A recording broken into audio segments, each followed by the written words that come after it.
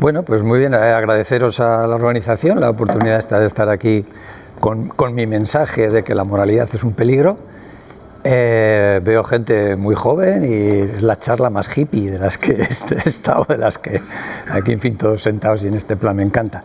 A ver si luego también me ponéis en apuros luego en el debate. Bueno, yo lo que os voy a contar es un poquito unas ideas básicas de cómo funciona la mente moral humana, de lo que es la moralidad, según yo la entiendo, no yo, sino los autores que yo leo y en fin, la gente que he revisado para hacer el libro, etcétera. Os voy a dar unas claves de cómo es la mente moral humana y ahí vas a entender por qué la mente moral humana es un peligro. Pero quería dejar primero claro una cosa, es decir, la moralidad tiene dos caras, es como una moneda de dos caras, tiene una parte positiva. La moralidad es lo que nos hace que cooperemos, que nos ayudemos, que tengamos derechos humanos, que tengamos altruismo, etcétera, todo este tipo de cosas buenas. Y cuando yo he comentado que la moralidad tiene cosas malas, pues por Twitter y por ahí me dicen, pero ¿cómo va a tener cosas malas? ¿No? Sí, ¿cómo va a tener cosas malas la moralidad si es lo que nos hace cooperar, el altruismo, los derechos tal? Los animales no tienen eso, solo lo tenemos nosotros. Y dice, sí, pero los animales no tienen genocidios o gulags o cosas como las que estamos viviendo estos últimos años, ¿no? Entonces, bueno, el mensaje un poco general o básico del libro sería ese, que la moralidad tiene dos caras y que la misma moralidad, exactamente la misma moralidad que nos lleva a hacer el bien, nos puede llevar a hacer el mal. Esto suena extraño, es decir, mi pregunta durante muchos años ha sido ¿cómo la gente buena hace el mal? Hay un dicho de Steve Weinberg, premio Nobel, que decía que la gente buena haga cosas buenas y la gente mala haga cosas malas no tiene mucho misterio, pero que la gente buena haga cosas malas, para eso necesitas la religión, decía él, Steve Weinberg. Si cambias religión por moral, yo estaría de acuerdo. Es decir, para que la gente buena haga cosas malas, se tiene que creer que está haciendo el bien. Y entonces cuando tú crees que eres el bien y el demás es el otro, el enemigo es el mal, pues ya puedes arrasar, puedes ser muy cruel y puedes hacer lo que se llama una violencia moralista, una violencia que consiste en que tú crees que eres el bien y que ese otro grupo que te está atacando y que te está yendo contra ti es el mal. Y entonces pues puedes hacer lo que sea, ¿eh? Porque fijaros, tú dices, una norma moral es no matarás, pero cuando tienes que condenar a muerte a un delincuente o cuando tienes que matar al enemigo, ¿no? Si eres ucraniano, pues a los rusos sí los matas. Es decir, que entonces esto deriva de, vamos a dar unos conceptos básicos. ¿Qué es moralidad o cómo entiendo yo moralidad o moral? Es la capacidad humana de distinguir entre bien y mal, la capacidad de distinguir que hay cosas buenas y cosas malas. La naturaleza allá afuera es amoral, no existe el bien y el mal. Eso es algo que decimos los humanos que existe, ¿eh? Entonces, esa capacidad de distinguir entre bien y mal es una capacidad como la de hablar, por así decir, ¿no? Podríais hacer un paralelismo entre la moralidad y el lenguaje. Por un lado está esa capacidad de hablar y luego se hablan diferentes lenguas. Bueno, pues hay una capacidad de distinguir entre bien y mal y luego hay diferentes normas morales o diferentes tal, pero todas ellas corren o se basan en un hardware que es nuestra capacidad de distinguir entre bien y mal.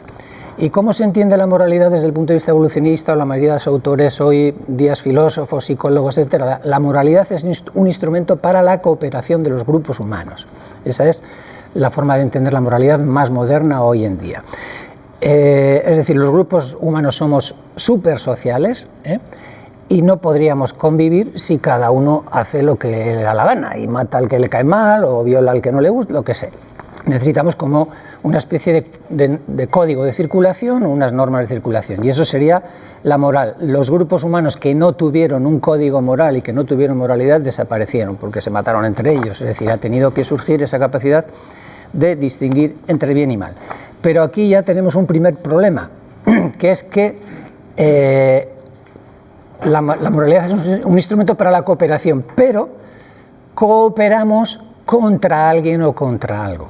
Cooperamos para competir con otros grupos, con lo cual ya tenemos dos caras de la moralidad, la cara que mira al endogrupo, a nuestro grupo, y la cara que mira al exogrupo, que se dice así, al grupo rival. Hacia nuestro endogrupo, muy bien, muy majos, peace, love, no hay que matar, no sé qué, todos muy buenos, pero contra el enemigo, ahí sí, ahí es donde tiene la cara fea de la moralidad. Entonces, esto nos ayuda a entender por qué tiene una cara buena y una cara mala, es decir, que Dentro de Israel todo el mundo dice tal, no hay que hacer, no matarás, no sé qué, pero a los de Hamás sí hay que matarlos, los ucranianos a los rusos, viceversa, etcétera. Por estas primeras menciones que hago a Israel, Hamás, etcétera, que son temas endemoniados, Ucrania complicados, quiero avisaros ya de entrada en una cosa: no hay una mente moral de derechas y una mente moral de izquierdas, ¿vale? La mente moral es la mente moral humana, punto. Y estas cosas de las que voy a hablar las hace la derecha y las hace la izquierda. O sea, no hay una superioridad moral de los de derechas o de los de izquierdas, o no sé qué. La mente moral humana y sus sesgos es del ser humano, ¿eh? Y lo que digo vale para cualquier orientación política. Entonces, lo que es la moralidad, que es un instrumento para la cooperación. Entonces, con esas definiciones vamos a tocar un tema que sería: ¿puede haber una moral universal? Es decir, ¿podrían ser las normas morales iguales en todo el mundo? Pues si hemos dicho que es un instrumento para la cooperación, a no ser que todos estemos en el mismo grupo cooperando con los mismos objetivos, pues no. ¿De acuerdo? No puede haber una misma moralidad, porque la cooperación que necesitan los israelíes para sus objetivos no es la cooperación que necesita Hamás para los suyos, o los ucranianos y los rusos, ¿me entendéis? Pero a pesar de eso, en estudios que se han hecho en sociedades tradicionales y por todo el mundo, han salido como 7 cosas que son comunes en todas las sociedades del mundo, porque, como digo, la moralidad es un instrumento para la cooperación. Entonces ha habido diferentes problemas o diferentes retos para cooperar, y entonces eso ha hecho que la moralidad tenga como diferentes facetas, no es única, tiene como diferentes módulos o partes dentro de ella. Entonces han encontrado que estas 7 cosas que os voy a decir: amar a tu familia, ser leal a tu grupo, devolver favores, ser heroico, respetar a los superiores, ser justo y respetar la propiedad, estas 7 cosas existen en todo el mundo, y en todo el mundo es malo descuidar a tu familia, traicionar a tu grupo, engañar, ser cobarde, faltar al respeto a la autoridad, ser injusto o robar. ¿De acuerdo? Esto es importante en el sentido de que en ningún lugar del mundo se dice que seas cobarde, que te largues de la batalla y que si se mueren tus amigos y tus compañeros que les den y que tú sálvate y tal. No se dice eso en ningún lugar del mundo. En ningún lugar del mundo se dice: si te han ayudado y tal, pues dales una paliza. No, existe una reciprocidad y un devolver favores, ¿me entendéis? Es decir, hay una moral universal de alguna manera, hay una serie de cosas que están dentro de nuestra mente humana. Lo que ocurre es que se van a expresar de forma diferente según la ecología, según las circunstancias, según el ambiente o según dónde estemos, ¿de acuerdo? Por ejemplo, hemos dicho ama a tu familia, cuida a tu familia. Pues si somos inuits y somos nómadas y vivimos en el Ártico, y un viejo, una persona mayor, pues está enfermo y tal, y tenemos que movernos todo el grupo, y si estamos esperando a esa persona que venga con nosotros, todo el grupo va a perecer, pues esa persona igual recurrimos a la eutanasia, o esa misma persona se aleja del grupo y se deja morir. Y sin embargo en China, los mayores y tal, se les cuida mucho más. Es decir, que la expresión de estos valores puede variar. Es decir, como la mayoría de la gente nos vestimos o usamos ropas los humanos, pero no usas la misma ropa en el trópico que en el Ártico, ¿de acuerdo? Pero de alguna manera sí habría unas normas universales o unas líneas generales a las que tendemos. Otra cuestión muy importante que tenéis que entender es que las convicciones morales no son como cualquier otra convicción que tengáis sobre cualquier otro tema, ¿de acuerdo? Tienen muchas características, pero os quiero hablar de 2 muy importantes. Una de ellas es que son universales. Es decir, si yo creo que torturar niños por placer está mal, o que matar está mal, o que abortar está mal, no es que yo diga, yo creo que está mal, yo pues no voy a matar a nadie, pero el que quiera matar, que mate. Pues esto es cada uno que haga. No, no, no. Si tú crees que algo está mal, crees que tú y tú y tú no lo podéis hacer tampoco. Es decir, mis principios morales se aplican a ti, a ti y a ti. Son heteroaplicables. Lo que yo pienso que es bueno o malo, no me lo aplico solo a mí, me lo aplico a ti. Y si pienso que llevar minifalda está mal, te tiraré piedras porque creo que tú no tienes que llevar minifalda. Fijaros que aquí ya está el germen de la intolerancia y el germen de muchos problemas, ¿de acuerdo? Y luego también hay otro tema, que las normas morales, las creencias morales, las actitudes morales, se consideran objetivas. Si yo te digo que abortar está mal, o que matar está mal, o que torturar niños está mal, y tú me dices ¿por qué? Pues yo no te daré razones filosóficas. ¿Cómo que por qué? porque está mal, punto. Es decir, es como que 2 más 2 son 4, punto. O sea, lo vivimos con una objetividad aplastante, ¿eh? Tan aplastante que ha habido encuestas y estudios donde se les ha preguntado a la gente a ver si Dios podría cambiar las normas morales, los hechos morales. Es decir, se les pregunta, pues si Dios dijera que está bien torturar niños, ¿estaría bien torturar niños? ¿Y qué creéis que dice la gente? La gente dice que no. Entonces, fijaros lo que esto significa. Dios puede hacer Big Bangs, universos, cosas físicas, la que sea, pero no puede cambiar nuestras normas morales. Obligan hasta a Dios. Entonces, si ni Dios va a cambiar mis normas morales, imaginaros la probabilidad que tienen de cambiar mis normas morales mis oponentes políticos o los del otro lado, o los del grupo enemigo. Cero patatero. ¿De acuerdo? Esto es muy importante. Y luego las convicciones morales lo que hacen también es que mueven mucho, tienen una gran capacidad de movilización, provocan emociones muy fuertes, la indignación moral, que es la emoción moral por excelencia, y te pones ardiendo y tal, y te mueve a actuar y a ser violento, a ser agresivo, y tiene el problema de que cuando tú crees que vas a conseguir el bien absoluto, la utopía, lo mejor del mundo, y hay gente que te está estorbando para llegar ahí, pues si yo quiero el bien absoluto y el bien, y este me está estorbando, este es un demonio, y entonces me lo puedo cargar para llegar al bien. Estamos hablando del Gulag, estamos hablando del Holocausto, estamos hablando de estas cosas. Es decir, que las convicciones morales llevan dentro de ellas el germen de la intolerancia y de la violencia de alguna manera. Otro tema que tenéis que entender, quizás, o que me parece importante señalar, es que nuestra mente moral es tribal. Los seres humanos dividimos el mundo en ellos y en nosotros, y no aplicamos las mismas normas morales a ellos que a nosotros. Lo he dicho antes de pasada, si soy ucraniano, a los ucranianos les aplico las normas morales, pero los límites de mi moralidad llegan hasta los límites de mi grupo. Y si tú ya no eres alemán y eres judío, lo siento, ahí ya hablamos de otra cosa. Y si tú eres ucraniano y estos son rusos, hasta aquí hemos llegado, amigo, ¿de acuerdo?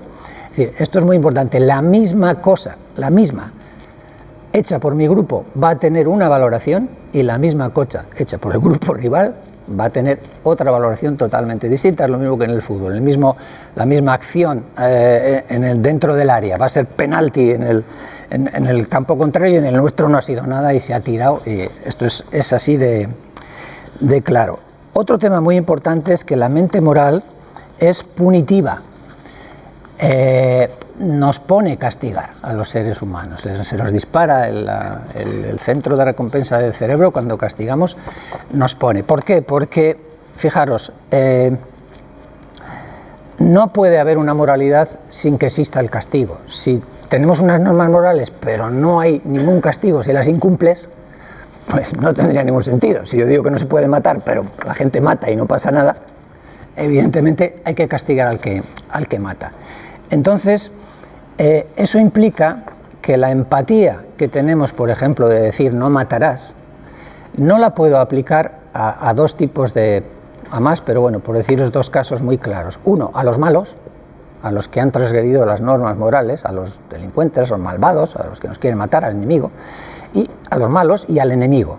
A estos dos tipos de grupos yo no puedo tener la normal empatía que tenemos los seres humanos entre nosotros, que no nos gusta matarnos o que no nos gusta ser violentos o agresivos. Es decir, si yo estoy en la batalla luchando contra los ucranianos, estoy luchando con los rusos, pues no voy a ir donde el ruso y digo, ¡ay, cómo te quiero, joder, qué pena, no te voy a dar un garrotazo! Pues no, evidentemente la empatía se apaga cuando tienes que luchar contra enemigos, y la empatía se apaga cuando tienes que castigar al que ha hecho algo que tú consideras que está mal.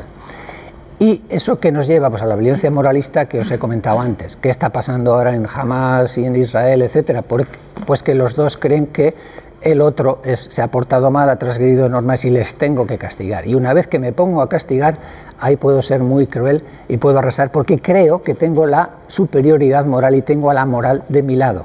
Y es muy fácil matar y hacer barbaridades cuando tú crees que el otro es el mal y tú eres el bien. Evidentemente, el problema es que, claro, ambos bandos creen que ellos son el bien y el otro es el mal, ¿no? ¿De acuerdo? Luego otro tema que quería comentaros un poquito es el tema de las redes sociales. Ha cambiado toda la moralidad no ha cambiado en sí la mente moral humana porque es la misma, pero sí cambia la forma de expresar la moralidad desde el momento que existen las redes sociales. Porque desde que existen las redes sociales nos movemos más en unos entornos, pues bueno, digitales y lo importante es lo que piensas y lo que dices que piensas en tweets, en redes, etc. Y no tanto las acciones, ¿eh? Y entonces pues lo que hay ahora es mucho lo que se llama postureo moral, señalamiento de virtud. Tú tienes que señalar a los demás lo bueno que eres y lo señalas por medio de tweets, metiéndote con el enemigo, diciendo lo malos que son los otros y lo buenos que eres tú. Antes pues no sé, te ibas de voluntario a Nigeria a trabajar no sé dónde, ahora sueltas tweets y ya quedas como que eres una persona de una gran catadura moral, tus amigos y tu tribu están muy contenta contigo y lo señalamos así. Las redes sociales son un gran amplificador de la red social, de la moralidad, pero la palabra, el concepto que igual merece la pena que os transmita es que las redes, también otros medios de comunicación, la televisión, etcétera, son estímulos supernormales.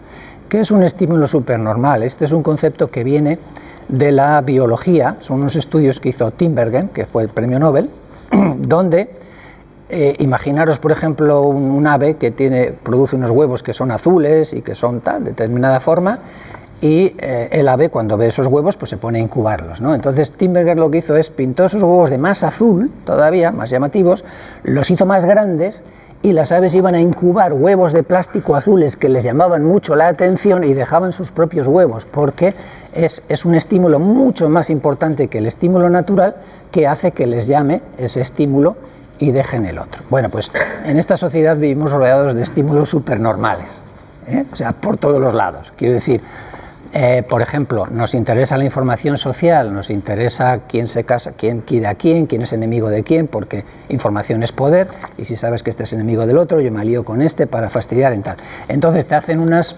tertulias de cotilleo en la tele donde va de todo eso, de quién es enemigo de quién, o te hacen Gran Hermano donde a ti te ponen una cámara donde estás viendo a la gente vivir y viendo todo ese tipo de información social. Pues te quedas, es como si te ponen un donus de chocolate con chocolate por dentro y luego chocolate caliente por encima. Pues es un estímulo súper normal. Ese estímulo no lo teníamos cuando vivíamos en la selva, pero ahora te ponen ese chocolate y te atrae. Es decir, esos son estímulos súper normales. Entonces las redes tienen esa capacidad de ser estímulos. ¿Esto es lo que queda? Sí. Entonces son estímulos súper normales que hacen que te atraiga y que no puedas evitar esa atracción. Y entonces los de Twitter, Facebook, etcétera, lo que hacen precisamente es engancharte, ¿saben? Esa tecla de tu naturaleza humana y te ponen continuamente tweets y cosas para que te indignes moralmente y para que entres ahí a pelear y para que te enganches a ellos y no salgas y tener publicidad. ¿De acuerdo? Bueno, 18 minutos.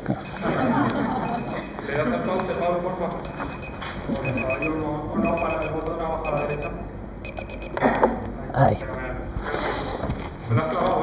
Vale, bueno. Pita y no puedes hacer otra cosa.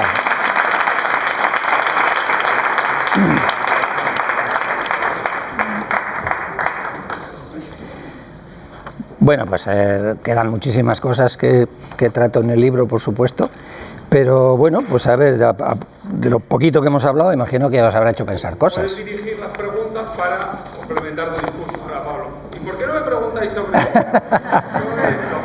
Que hay gente lista, imagino que tendrán dudas o que tendrán problemas con todo lo que he dicho, ¿no? Venga, ¿qué? Animaros, que alguien empiece estas cosas. Venga, suelta. Sí, tú has dicho, ¿no? Sí. Tú como psiquiatra, has dicho que la moralidad es algo intrínseco en el ser humano y que es inalterable, por así decirlo. ¿Una persona que tiene un trastorno psiquiátrico, crees que esa moralidad sigue, por así decirlo, inalterada? En general sigue inalterada. La mayoría de los trastornos mentales no afectan a la capacidad moral humana, salvo, bueno, sobre todo uno, la psicopatía. El psicópata es de alguna manera precisamente... yo a veces suelo decir que la moralidad es una especie de app que te pone el grupo en tu polo frontal, porque bueno, no va a decir para hablar de nada, pero la moralidad tiene una base biológica de alguna manera. Es decir, cuando tú tienes tumores, lesiones en determinadas zonas del cerebro, ha habido casos donde la gente se ha vuelto pedófilo, se ha vuelto no sé qué, o te vuelve psicópata, una psicopatía adquirida que se llama, etcétera. Entonces, el psicópata es la persona, lo que os decía, es una aplicación que te pone el grupo para que sometas tus intereses egoístas o individuales al bien del grupo. Fijaros que la moralidad va de eso, va de someter los intereses individuales al grupo. Pensar, a ver si encontráis alguna cosa que se considere buena moralmente, que sea buena para el individuo y mala para el grupo. Os va a costar. Todo lo que consideramos bueno moralmente es porque es bueno para el grupo. Como os he dicho antes, se trata de la supervivencia de los grupos humanos, para eso sirve la moralidad, ¿no? Entonces, ¿qué pasa en el psicópata? Que ese hardware está averiado. Y entonces el psicópata no lo que hace es poner sus intereses egoístas por encima de los intereses del grupo. Que quiere un reloj, te lo roba. Que quiere dinero, pues te pega un navajazo y entonces, y no tienen esa parte emocional tampoco. El psicópata no tiene culpa. Os he hablado de emociones morales, de la indignación moral, pero algunas emociones que tienen que ver con la moral son, por ejemplo, la culpa, la vergüenza, por supuesto la empatía, etcétera, pero la culpa no tienen los psicópatas. O sea, te quieres robar, te pega un navajazo, te quita el reloj y te dice, este cabrón encima no me quería dar el reloj, no te fastidia. O sea, quiero decir, él no tiene ninguna culpa, la culpa la tienes tú y no tiene pues ningún problema. Y es un tema muy interesante porque es un tema que debatimos entre psiquiatras y psicólogos y criminólogos, etcétera. Yo tengo una opinión, hay compañeros míos que tienen otra. Yo creo que el psicópata no es responsable de lo que hace, no puede hacer otra cosa. O sea, quiero decir, desde mi punto de vista, me parece además bastante claro. Él no tiene ese hardware que os digo, o esa aplicación, no la tiene. Entonces él va a perseguir sus objetivos. Y yo creo que no le podemos decir que no, es que tú tienes libre albedrío y podrías haber hecho otra cosa. Un psicópata grave, de los que estamos hablando, no puede hacer otra cosa, hace solo lo que puede hacer.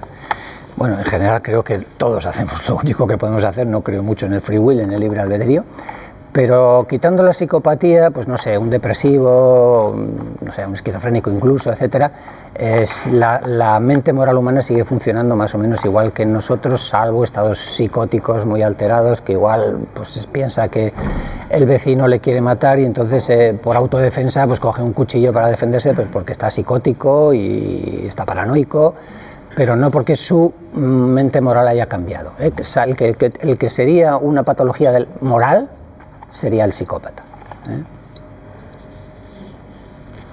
Por allí quiere preguntar. Santo Tomás de Aquino recoge en la Suma Teológica las 5 vías para la existencia de Dios y una de ellas habla sobre el bien, la perfección, digamos. Como has hablado de la moral, ¿hay algo como que sea un mal absoluto y un bien absoluto como los que se refiere Tomás de Aquino? Vaya pregunta. Desde el punto de vista de cómo entendemos la moral, que os he dicho yo, bueno es todo lo que favorece la cooperación. Eso sería el bien absoluto. Y malo sería todo lo que perjudica la cooperación de un grupo. Eso es lo que te puedo decir desde el punto de vista de la ciencia de la moralidad, de la psicología moral y de la filosofía moral que manejamos ahora. Es decir, lo que favorece la cooperación, bueno, lo que va contra la cooperación, malo. Esto es un tema muy interesante que a mí me gusta mucho porque cuando tú estudias sobre la moral y lees a Darwin y todo esto, tenemos moral porque favorece la continuidad de nuestros genes y que los grupos humanos proliferen. Y esto es muy interesante porque si otras cosas muy diferentes a las que ahora consideramos buenas hubieran favorecido la transmisión de los genes, consideraríamos buenas esas cosas y no las que consideramos ahora. El bien y el mal en esta visión evolucionista que yo defiendo no es absoluto, es relativo y es contingente a la evolución humana. Es decir, si fuéramos mantis religiosas, donde la hembra le corta la cabeza al macho cuando tienen relaciones sexuales, pues si las mantis religiosas tuvieran una Biblia, diría, córtale la cabeza al macho cuando tenga... Y eso estaría perfecto y nadie tosería ni protestaría. Eso sería el bien, porque eso es lo que favorece la transmisión de los genes. Entonces, cuando estudias moral con la evolución delante, a mí me pasó y a otras personas les ha pasado, a otros no les pasa, pero a mí me supuso una crisis en el sentido de decir, ostras, si lo que yo considero bien y mal, como has dicho tú, no es absoluto, es relativo, o sea, podría ser cualquier otra cosa. Entonces, esto no está anclado en nada. Yo tengo formación católica, soy ateo, pero no hay un Dios, no se sustenta en nada, se sustenta en que hemos evolucionado de esta manera y estas cosas han sido buenas, pero si hubieran sido otras, esto podría ser totalmente diferente y de alguna manera para muchas personas cuando llegamos a ese punto supone un shock. Yo le he leído a otra gente que supone un shock cuando te das cuenta que lo que tú piensas sobre el bien y el mal viene un poco programado por la evolución y por esa contingencia que podría haber sido de otra manera, ¿no? Pero no sé si te... Sí. Pablo, el otro día tuvimos un ejemplo muy notorio de una moralidad cambiante dependiendo de la situación, porque en un cine de León un hombre pegó a otro, un boxeador pegó a un hombre, que ese hombre estaba pegando a su mujer, entonces, y a su hijo. Entonces, como grupo,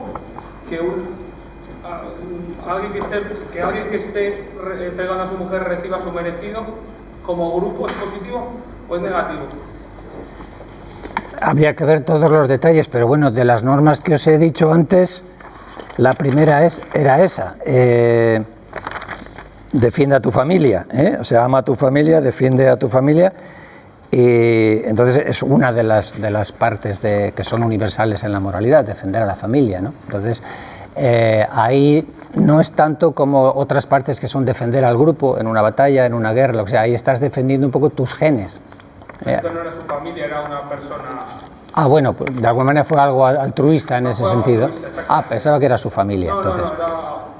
No, era altruista a otra persona.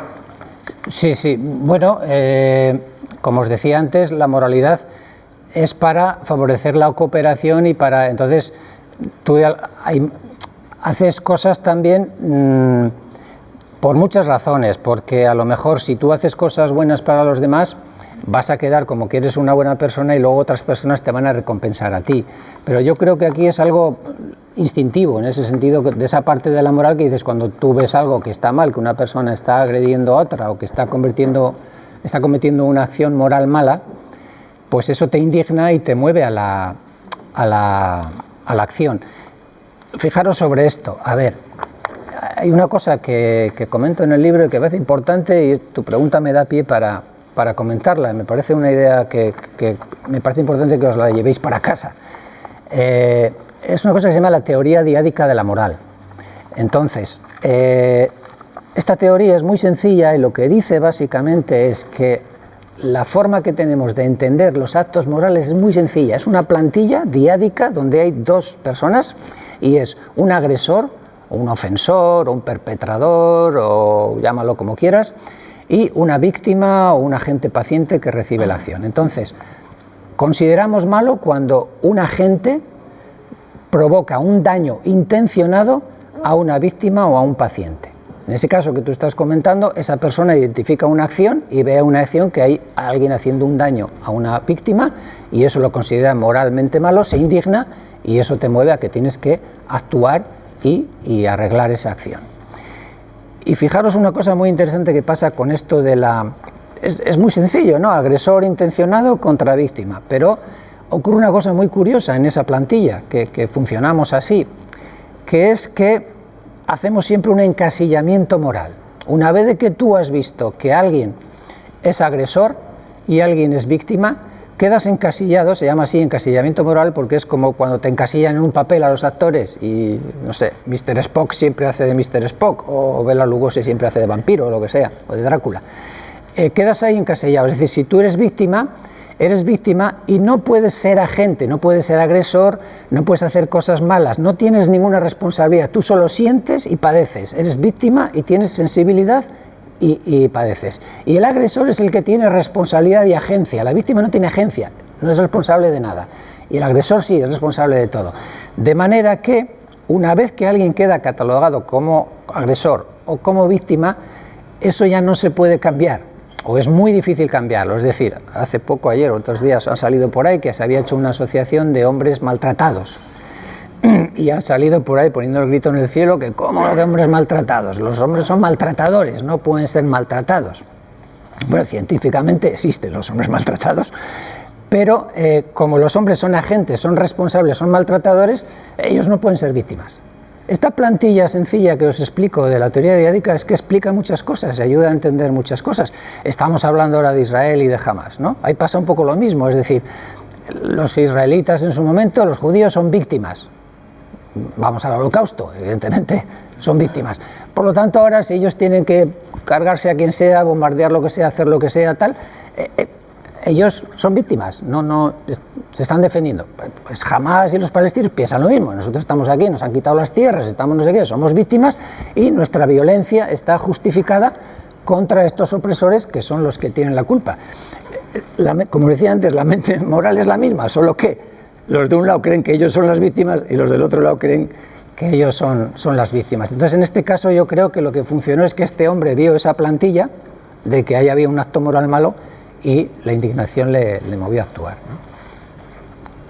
Antes has comparado, has puesto en el mismo contexto, la moralidad con la eutanasia en una sociedad, digamos, nómada que marcha y deja atrás a la persona mayor.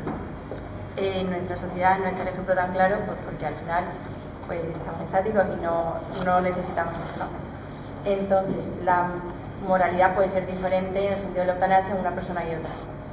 Y entonces, te pregunto, tú como médico, ¿consideras que un médico de la seguridad social, digamos que da un servicio público, estaría obligado a dar la eutanasia a otra persona que la considera moralmente aceptable solo porque da un servicio público y para la otra persona sí que es moral a pesar de que para ella no lo sea? Buena pregunta, muy difícil de... A ver, aquí diferentes compañeros o diferentes colegas te van a dar diferentes opiniones. Entiendo, no sé si entiendo bien, vas un poco en el sentido de hasta qué punto los médicos tienen derecho a objeción de conciencia, más o menos en... bueno, te doy un poquito mi opinión. Yo creo que sí tienen derecho a objeción de conciencia, pero a la vez sí creo que tenemos derechos todos los pacientes a que podamos hacer la eutanasia si queremos. Hay que conciliar las dos cosas de lo mejor posible. Fijaos, yo me hice objetor de la eutanasia cuando se la ley en el 2021 para pacientes psiquiátricos. Y os voy a explicar por qué. No soy religioso, ¿vale? No es ninguna razón religiosa ni nada de eso. Yo con la eutanasia en pacientes orgánicos no tengo demasiado problema, otros compañeros pueden tenerlo. A ver, los médicos estamos para salvar, no estamos... Puede haber gente que matar a alguien pues realmente le rechina.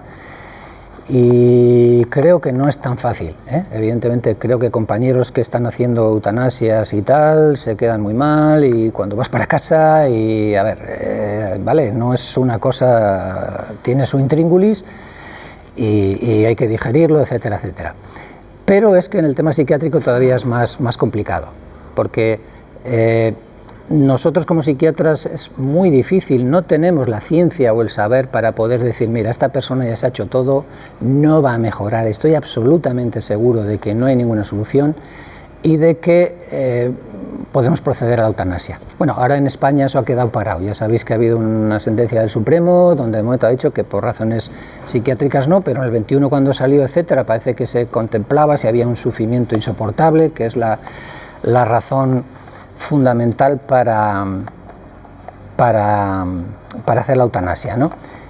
Entonces yo ahí me hice objetor de conciencia en el sentido de que yo no tengo el saber que se me pide, no hay una ciencia psiquiátrica que me pueda decir, porque la misma persona con el mismo cuadro depresivo, con los mismos tratamientos que se han hecho y no sé qué, no sé cuántos, una va a querer vivir y otra no, y uno me va a decir, mira, para mí es un sufrimiento insoportable, y el otro me va a decir que no. Y yo puedo decir, mira, se han hecho tratamientos, etc. ¿Y cómo mido yo eso? Si alguien te dice que un sufrimiento insoportable es subjetivo. Fijaros que la gente que está en el síndrome este que se llama, que solo puedes, de enclaustramiento, que solo puedes parpadear, o sea, no te puedes mover de aquí para allá, nada, solo parpadeas para tal, la mayoría de esa gente no se quiere suicidar. Imaginaos lo que os estoy diciendo, o sea, los médicos, la familia entenderían que lo hicieran, y mientras tengan conexión con el ambiente, con la familia, se sientan conectados con los demás, quieren seguir viviendo. Entonces, ¿cómo valoras eso en una depresión, en un trastorno de personalidad, etcétera? Yo he visto depresiones que han mejorado al de mucho tiempo, 3, 5 años, ¿me entiendes? Entonces, si yo tuviera herramientas psiquiátricas y un saber psiquiátrico y yo pudiera medir y una máquina me dice, pi, este sí, tiene un sufrimiento tal y lo podemos hacer porque no tiene solución y no hay tal. Entonces, como tiene un componente grande de subjetividad y unos compañeros van a decir una cosa, otros van a decir otros, yo como persona puedo opinar, pero a mí no me están pagando para que opine como persona, me están pagando para que opine como psiquiatra en base a un saber psiquiátrico. Yo creo que ese saber psiquiátrico no existe. Entonces yo ahí dije, mira, yo no, esto no, porque no me considero que tenga una ciencia para responder a estas cosas, ¿no?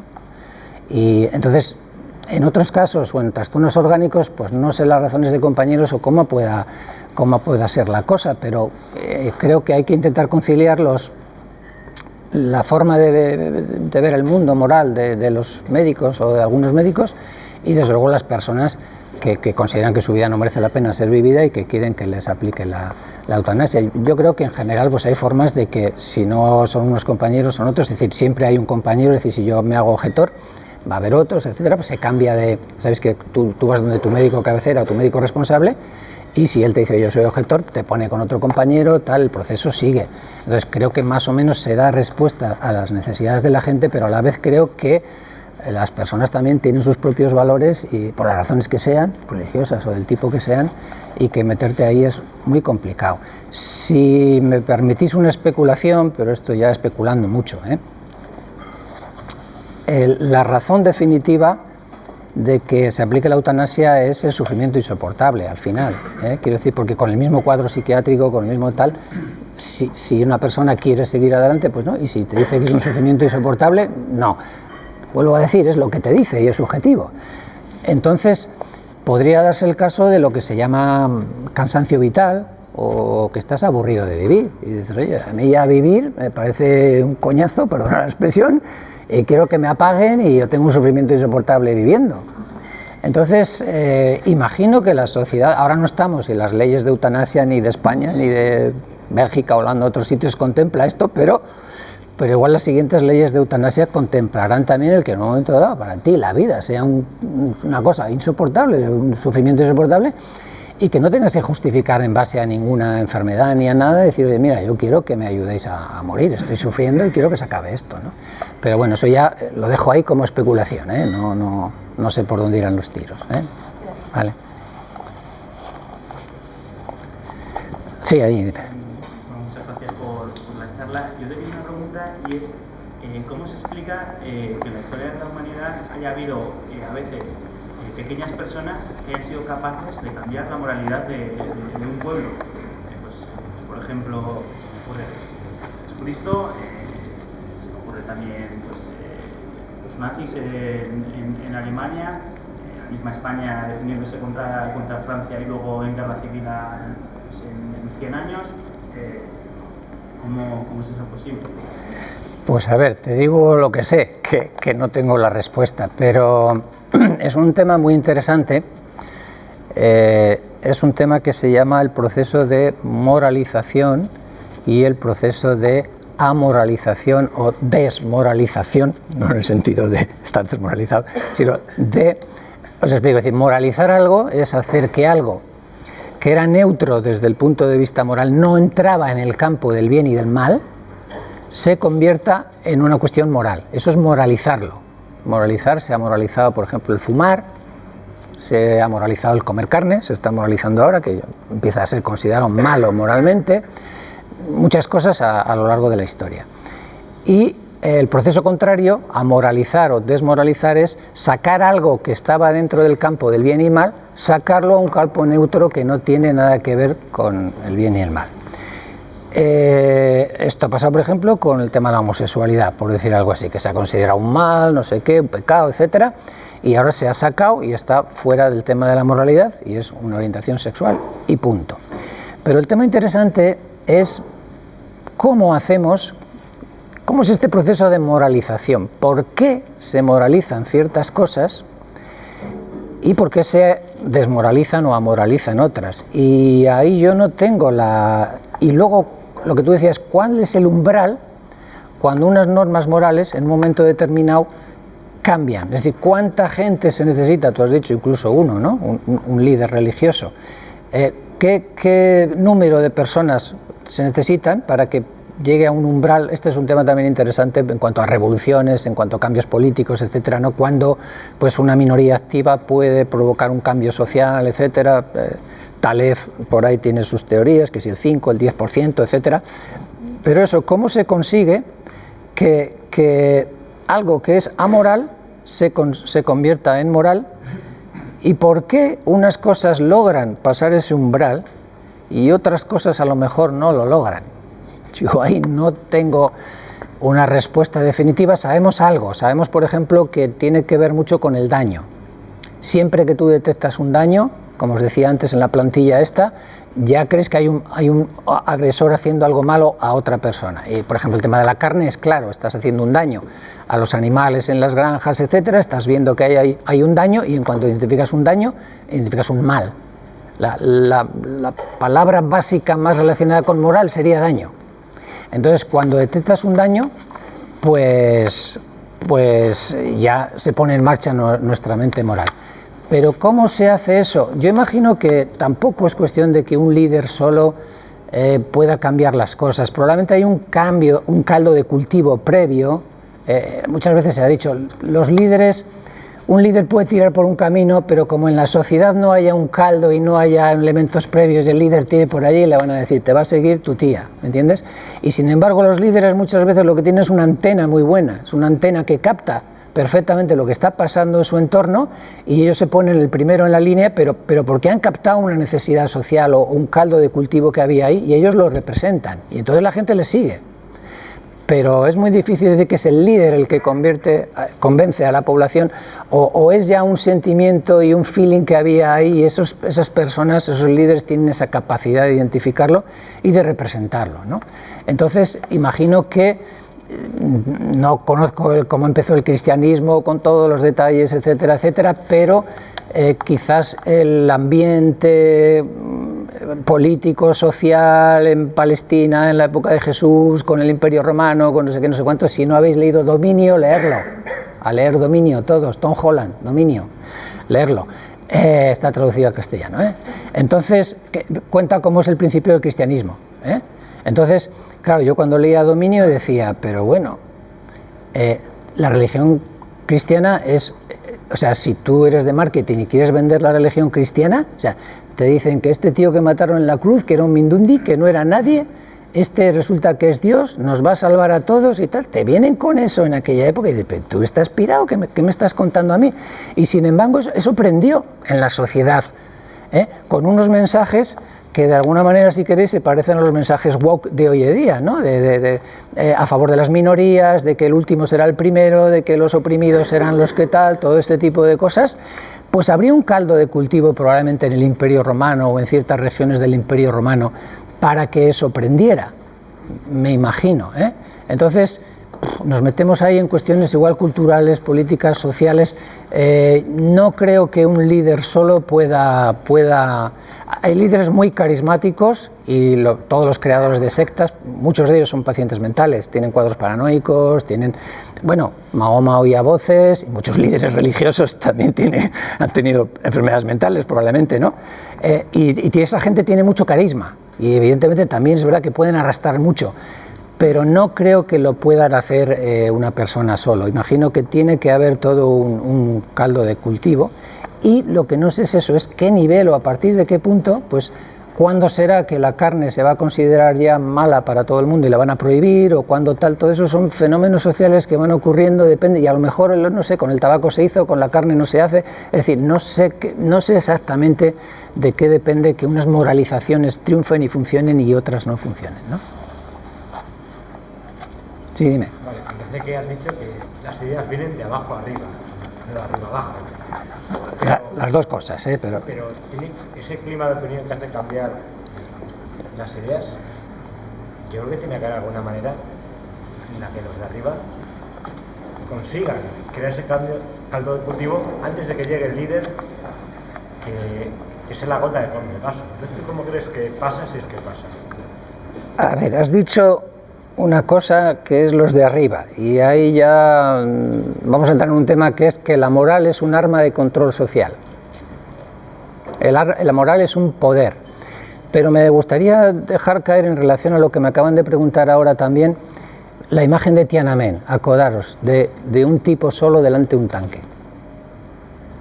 O sea, dices a veces, ¿por qué hay personas individuales que hacen todo lo contrario que hacen la mayoría? Gente que es súper altruista, hay unas cosas que se llaman altruismo patológico o altruismo excesivo. Hay gente que, no sé, que hay alguien a las vías y se tiran para salvarlo, y venía el tren y dice, pero tú sobreviví, y dices, pero ¿cómo has hecho esto? Y yo no sé, yo es que le he visto ahí y me he tirado. O sea, ¿me entiendes? Este tío de Tiananmen dijo esto, no, aquí me pongo, o sea, y me da igual que me maten. Entonces, quiero decir, ¿qué tienen esos líderes o esas personas que a lo mejor provocan cambios sociales para ir contra todo, incluso con las normas, contra las normas sociales de su grupo o de su época?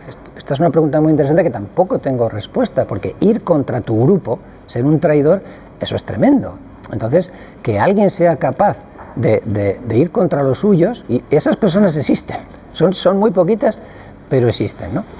Pero yendo a la otra parte que decías, en cuanto a por qué triunfan normas y no, también hay una cosa muy clara. Yo decía que salen líderes, hay un caldo de cultivo, pero esos caldos de cultivo también los provocan los que mandan, ¿vale? Quiero decir, los que mandan controlan los medios de comunicación, controlan la prensa, controlan la televisión, y evidentemente los que mandan usan la moral para controlarnos, ¿de acuerdo?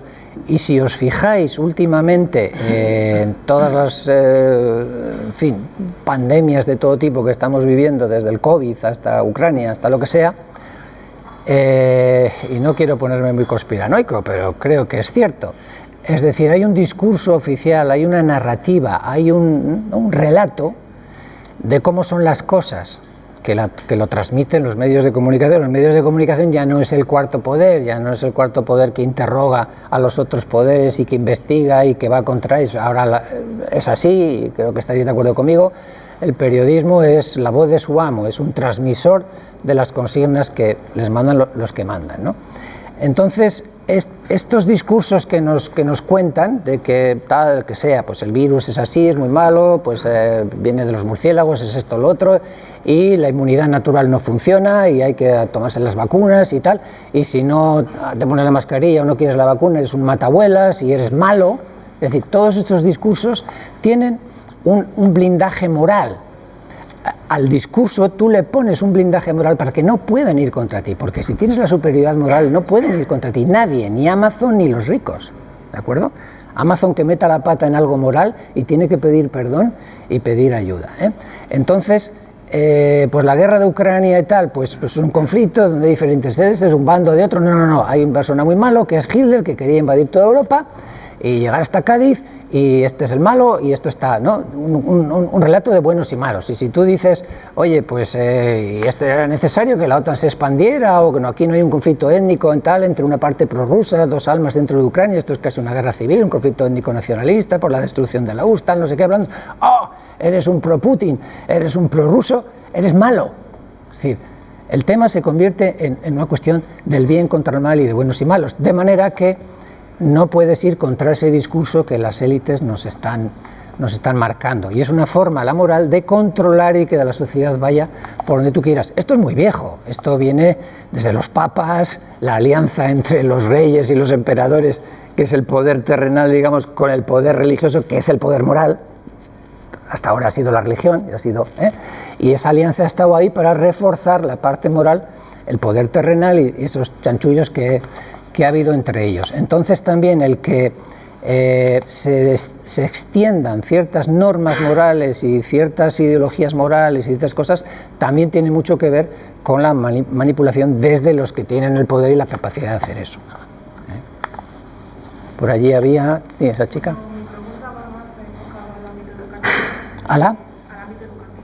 Al ámbito educativo. ¿Cómo se podría hacer, teniendo en cuenta en la era digital en la que estamos, como os comentaba antes, con las redes sociales, aplicaciones, programas así y tal, una persona como educadora social o cualquier persona educadora social, ¿cómo podría hacerlo por ejemplo, con los chavales, teniendo en cuenta que a día de hoy los menores aquí en el Estado español a partir de los 14 años más o menos pueden tener legalmente un perfil en una red social? Teniendo en cuenta pues cómo se bombardea constantemente con noticias que pueden ser falsas, no falsas y todo este. Si te refieres a la utilización de móviles, de redes sociales y todo esto por los jóvenes. ¿Cómo se podría? Yo, por ejemplo, estoy estudiando educación social, y claro, yo como educadora social en el futuro, pues me gustaría saber, claro, yo tengo 30 y pico años, los chavales con los que igual estéis, pues son chavales que están todavía en la escuela, tal, tienen un acceso a las redes sociales muy fácil, en el que ellos mismos pueden construir su forma de pensar basándose en lo que aparece en las redes sociales, lo que hoy día se sepan de cada día, y más que nada saber cómo se puede llegar a controlar eso, cómo se puede trabajar el tema, sí, la educación moral, porque yo también justamente en esa edad, aunque es un poco más antes, ya empiezo con el tema de creación de lo que es la personalidad en sí. Y más que nada, pues saber cómo se podría hacer. Ahí habría dos partes. ¿Cuál sería, qué soluciones podríamos tener a todos estos problemas que os he dicho de la moralidad? No solo para los niños y esto, sino en general. Que ahora igual hablo un poco de esto, porque realmente es muy difícil. Pero el tema que tú comentas ahora está muy de moda. No sé si conocéis a Jonathan Haidt, que es un psicólogo que yo cito en el libro mucho, porque él ha sido famoso por el tema de psicología moral, tiene la teoría de los fundamentos morales y tal, que es famosa, con sus 5 pilares, bueno, 6 pilares morales, etcétera. Pero este hombre ahora se ha metido mucho en este tema de los móviles, las redes sociales, a qué edad permitir que los niños tengan móvil, si hay que tener móvil en las escuelas, el uso de las redes sociales, de TikTok, de Instagram, la peligrosidad de Instagram, más para las chicas quizás incluso que para los chicos, en fin, todo este tipo de temas, y hay un debate enorme, y temas de salud mental, hasta qué punto las redes están empeorando la salud mental de los adolescentes y de los jóvenes, de temas de ansiedad, de depresión, de autolesiones, etcétera, ¿no? El tema está ahí en el candelero, no hay, o sea, hay una serie de estudios que hablan de que las redes provocan ese tipo de trastornos mentales y otros que no lo encuentran, hay unos investigadores peleándose con los otros. Yo creo que necesitamos un poquito más de tiempo para tener los datos un poco más claros o más definitivos, pero sí que creo que hay algunas cosas que la mayoría estaríamos de acuerdo, que es que en las clases, durante las clases, pues no sé, que no haya móviles o que se apaguen los móviles o que se entreguen al entrar, ¿no? y no se puedan usar. Pero no hay todavía, se están empezando a tomar medidas punitivas y restrictivas, pero yo también por ese lado creo que hay una parte de pánico moral. A lo largo de la historia siempre hemos tenido pánico moral, no sé, las novelas iban a arruinar a la sociedad, los videojuegos iban a arruinar a la sociedad, la televisión nos iba a arruinar a todos. Ahora son los móviles y las redes sociales. Yo creo que los móviles han venido para quedarse y las redes sociales también, y que esto no lo vamos a cambiar. Entonces, es la segunda parte de la pregunta, sería, yo creo que en general tenemos que transmitir a la gente un mensaje de escepticismo, de que todos entendamos que podemos estar equivocados, lo cual es muy difícil, pero esa tiene que ser un poco, yo creo, el camino, es decir, si a lo largo de la historia, los alemanes que mataron judíos, los de Ruanda que han matado, si ha habido mucha gente que se ha equivocado al considerar a ese el enemigo, el otro, y que hay que machacarle y matarlo, pues igual yo también puedo estar equivocado cuando quiero ir a matar a ese, y que te pares 10 segundos, aunque sea a pensarlo, ¿no? Es decir, que seas consciente de este problema al que te puede llevar tu superioridad moral y creerte que eres el que tiene la verdad absoluta, que eres el bien y que los otros son el mal, Y también en general yo creo que tendríamos que desmoralizar la sociedad. Creo que se ha hipermoralizado, que estamos metiendo la moral por todos los lados, estamos convirtiendo todos los problemas en lucha del bien contra el mal. O sea, es que hablas del cambio climático y están los buenos que quieren el cambio climático y los negacionistas que no creen, buenos y malos. Hablas del no sé qué, todo es así. Y así vamos a estallar. O sea, creo que tenemos que, no sé, cuando hubo lo de los CFCs, los fluorocarbonados estos del agujero, el de ozono, no se moralizaron tanto las cosas y al final se han solucionado. Oye, pues vamos a cortar esto, vamos a hacer lo otro, vamos a ver qué hay que hacer, vamos a hablar de intereses, vamos a ser sensatos y vamos a actuar, pero no, hay unos buenos y están los malos que nos quieren. Vamos a dejarnos de esas historias. Entonces, habría que transmitir eso, habría que quitar esa moralización que está por todos los lados para que no llegue ni a adultos y para que no llegue tampoco a los jóvenes, ¿no? Pero tiene tela. Tiene tela porque a la vez nosotros necesitamos creer en nuestros valores y en lo que creemos que es lo bueno. Tú no puedes decir, oye, yo creo que matar está mal, pero igual estoy equivocado, fíjate, igual no. ¿Me entiendes? Quiero decir, ¿hasta dónde es escepticismo de que tú dudes? Tú necesitas creer unas ideas y tienes que pensar, oye, mis ideas son mejores que las de estos, pues si no tendría las otras. Entonces, ¿dónde encuentras un equilibrio entre que necesitamos creer y que si creemos mucho la vamos a cagar? ¿Dónde está ese límite? Ni idea. Ni idea, pero ese es uno de los grandes problemas del ser humano, encontrar ese punto. Y como no lo encontremos, igual hasta nos extinguimos, ¿eh? Había allí, sí. Bueno, lo primero, muchas gracias por la charla que se ha hecho muy corta, pero bueno, has hablado un poco de todo el tema de la cooperación social, el grupo social, las culturas y demás, pero hay veces que los seres humanos un poco igual, desde un punto de vista algo más individualista, necesitamos, no sé si es una necesidad humana lo que nos mueve a ello o no, pero como realizar ciertas acciones que socialmente están bien vistas, pues yo qué sé, una donación, donar sangre, ir a visitar a ancianos en una residencia, un voluntariado, ¿no? Que dices, ay, qué bien me siento. ¿Eso es también la moral? O sea, ¿es la moral lo que nos mueve a hacer eso? ¿O es algo más individual o qué? O sea, porque no sé si no es tan social, pero es a nivel individual, si lo que también lleva a actuar en ese sentido. Yo creo que tiene una parte que es casi hasta innata. Los seres humanos somos súper cooperadores. Lo mismo que os hablo de que tenemos partes muy negativas, los seres humanos hemos llegado donde hemos llegado porque somos súper cooperadores. Y entonces hay una parte que es biológica y hasta innata. Una de las cosas por las que pensamos que la moral es biológica, tiene un componente biológico, es el estudio de los niños. En niños se ha estudiado, y niños muy pequeños que apenas se les ha socializado, que no es que es la educación, son que no hablan ni nada y tal, y se les ha puesto muñecos que se pelean entre ellos y tal, y hay uno muy malo que machaca al otro, de la plantilla esa que os he dicho, de opresor, víctima, tal, y cuando luego les dan juguetes para jugar cogen el bueno. Y a lo mejor a un niño le pones que yo quiero llegar a ese bolso y no llego, y va el niño que va a gatas y tal, y me lo acerca. O sea, como que hay instintos ahí ya cooperadores y altruistas en el ser humano, ¿eh? Yo creo que eso ya forma parte de nuestra naturaleza biológica, más luego efectivamente las normas culturales y la educación, que te dice que tienes que ayudar a la... Y entonces efectivamente hay un sentimiento de satisfacción y de sentirte bien cuando haces acciones que están consideradas buenas, que se habla más de la culpa, de cuando te sientes mal cuando has hecho algo malo. Pero lo contrario a la culpa, que no sé cómo lo podríamos llamar, hay quien ha hablado de un sentimiento de elación, dicen en inglés, de calorcito interno, de sentirte, ¿no?, de que has hecho algo positivo y bueno, sería la forma en que el organismo te marca de que eso es bueno y ese es el camino. Cuando tú tienes dolor o tienes algo malo, es una señal que te da el organismo y dice, oye, no hagas eso, no repitas eso, ¿no? Entonces ese sentimiento positivo y de calor sería un poco la antítesis de la culpa, ¿no? Había... Sí. Sí, yo es un poco igual reafirmando temas anteriores, pero decimos que fuera de estos valores universales que podrían aplicar a todo el mundo, el resto de la moralidad viene un poco determinado por el grupo en el que tú caigas, por así decirlo, ¿no?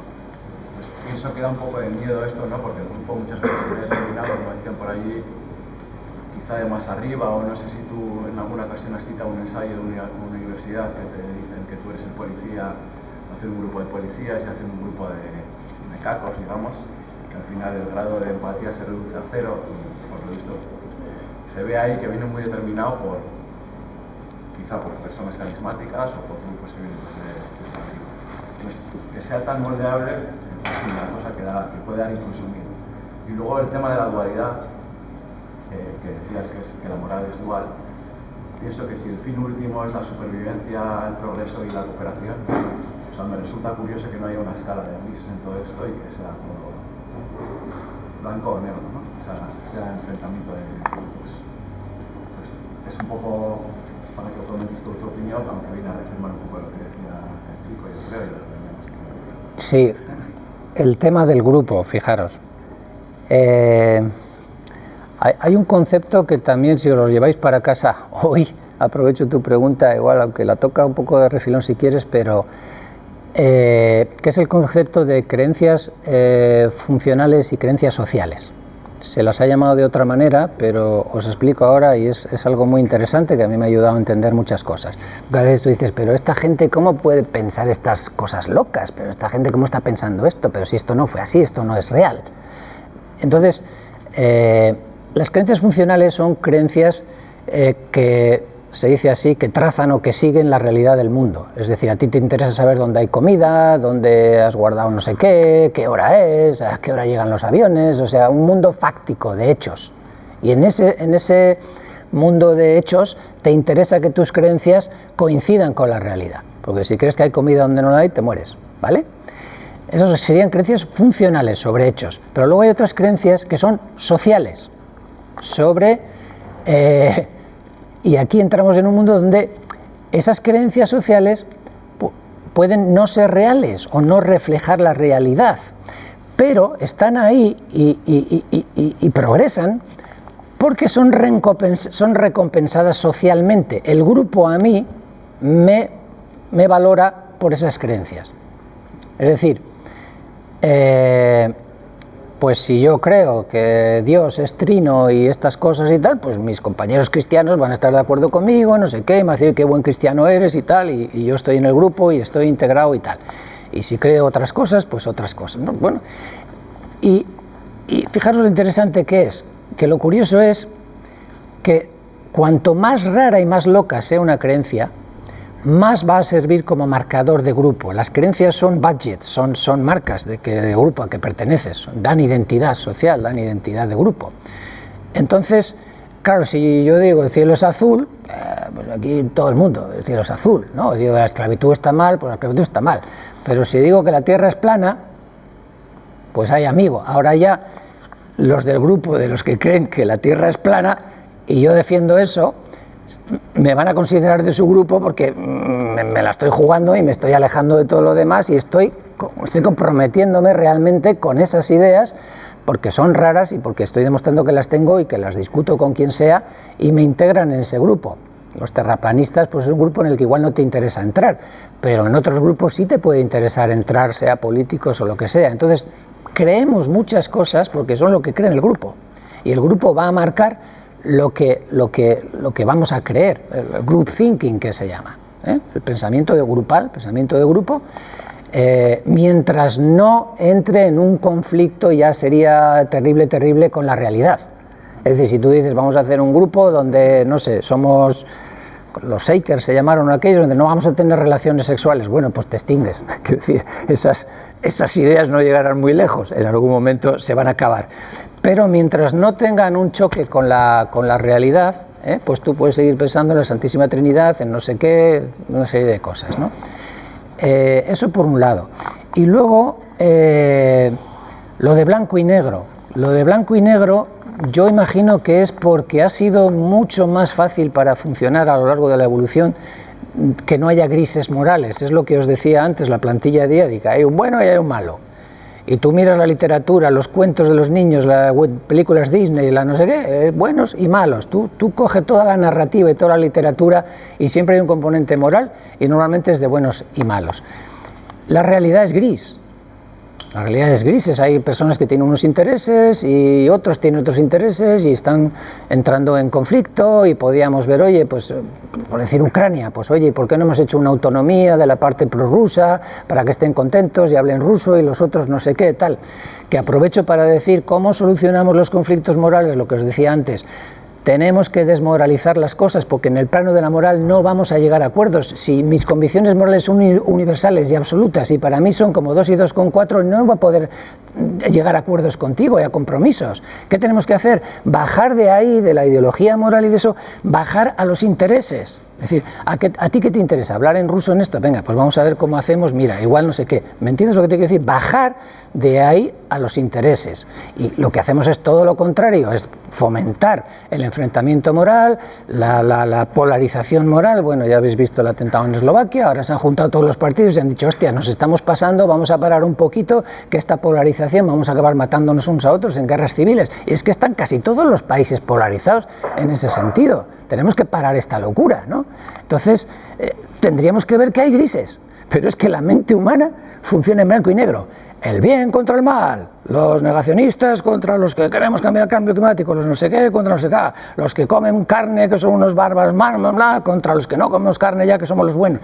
Así funcionamos, todos lo estamos convirtiendo en luchas del bien contra el mal. Y vamos a acabar a leches todos, bueno, ya estamos. Pablo, uno de los éxitos del formato es la duración, así que si alguien tiene la última pregunta, pues adelante con ella, o si hay dos, pues se unifican y cerramos ya, ¿vale? Que además la batería se está agotando. Del micro, vale. Sí, dime. ¿No crees que desmoralizar, por así decirlo, ciertos temas y bajarse solamente a los intereses puede ser peligroso en según qué ámbitos? Por ejemplo, el caso de los nazis con los experimentos que hacían con la gente, eso hizo avanzar la medicina de una forma muy rápida. ¿No crees que hay algunos ciertos temas que eso puede ser un poco contradictorio? Sí, esa es una buena pregunta, pero hay temas políticos, ideológicos y sociales que por su propia naturaleza son muy morales. El aborto, la eutanasia, pero vamos a moralizar lo mínimo, los que ya son morales, pero hay cosas que no teníamos por qué moralizar. Ese es un poco mi punto. Hay cosas que va a ser inevitable, es decir, pues el tema del aborto depende de que tú consideres que ese feto o ese embrión es una persona o no es una persona, para si tiene derechos, no tiene derechos. Básicamente es una cuestión moral. Temas de eutanasia son morales. Entonces hay cosas que va a ser inevitable moralizarlas. Y es que es lo que os decía antes, necesitamos la moral para la cooperación, para no sé qué, esa es la parte buena, y no nos la podemos cargar, con eso tenemos que... Pero la moral, mi mensaje sería, la moral es radiactiva, es dinamita, úsala en dosis lo más pequeñas posibles, lo mínimo que puedas, ¿vale? Esa sería la... ¿Alguna más o lo dejamos ya? Lo dejamos ahí. Muchísimas gracias, Pablo, espero que lo hayáis pasado súper bien. Os voy a pedir primero de todo, este señor, que además de todo lo que ha comentado, tiene un grupo de música, sí. Y tiene concierto la semana que viene. Los Beautiful Brains. Somos un grupo de psiquiatras que, bueno, hacemos... Nuestro hit más famoso es Serotonina, una canción de amor a un neurotransmisor cerebral. El 24 de mayo en la Sala Villares, en Romo, en Las Arenas, tocamos a las 9 de la noche. Sí, pues si queréis pasar un buen rato, un poquito de rock and roll. En Twitter es Pitiklinov, @Pitiklinov. No lo necesitas porque tienes más de 60.000 seguidores, pero bueno. No, encantado de que... Si queréis enteraros más de Pablo ahí. A nosotros en Instagram o en Twitter, istime_to_think, pues fenomenal. Nosotros lo intentamos un poco más, pero aquí os enteréis de todas las noticias. Y hoy de hecho estamos abriendo Santander, que vino un tipo de Santander aquí, le gustó y decidió montarlo en Santander. Donosti empecé ayer gracias a Madi porque estaba aquí y lo vio. Pamplona vino una chica que se llama Carmo, le gustó y lo montó en Pamplona. Entonces el cielo es el límite, o sea, si sois de Durango no os limitéis a venir a Bilbao. Durango es suficientemente grande como para este formato. Así que, pues nada, muchas gracias. Nada, a mí, a beber cerveza, por favor. Si me permite también deciros que me ha gustado mucho el formato, estoy encantado. Y bueno, tener cuidado con la moralidad ahí fuera, ¿eh? Vale, venga, pasamos.